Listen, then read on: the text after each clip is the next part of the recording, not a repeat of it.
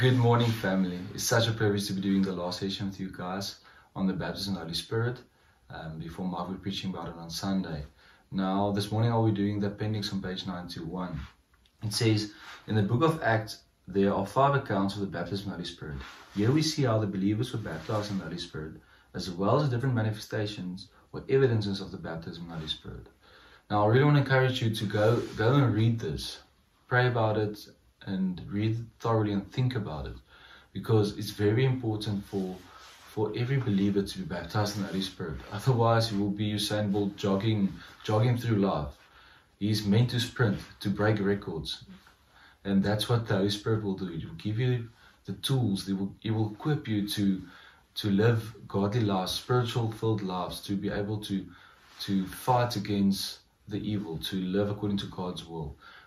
For me, coming from an Enige kerk, it is I don't know, it was very strange for me to see people praying these weird noises, but I was unfamiliar with it, so I chose not to read this. It says, I read many times that you have to be baptized in the Holy Spirit and the gifts of the Spirit, but I haven't received it, but I was okay, yeah, but it's unfamiliar, so I'm okay with it. I'll rather just follow God's law, and then, yeah, I will carry the fruits of a Christian. But, yes, guys, there's more to life than just following God's law. The moment you live a Spirit-filled life, following God's law is a byproduct. It's not what you live for. And that's why I encourage you, be baptized in the Holy Spirit if you're not baptized. And that's why if you come to church, we will pray, we will lay our hands on your shoulders, because you will read here that the most common way in which the Spirit was received is by laying on of hands. And the most common manifestation is praying in tongues. That's why we will encourage you, pray in tongues. Please be open to it, because I fought with it for a while, because I thought I wouldn't be in control, and what if I say curse words and what, and yeah, it was just so unfamiliar, and I wasn't able to speak in tongues. But if you read here, you are in complete control of your spirit. Therefore, it is an act of your will.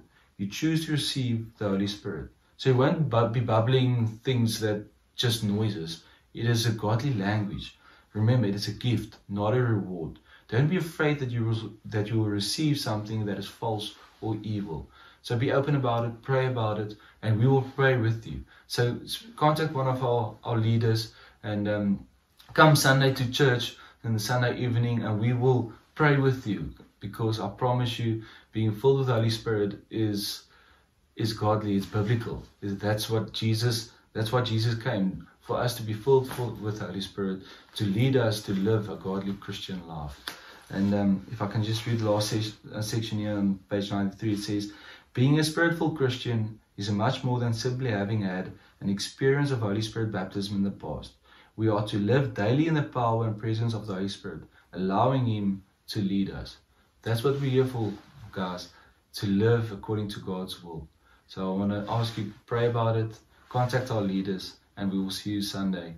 Love you guys.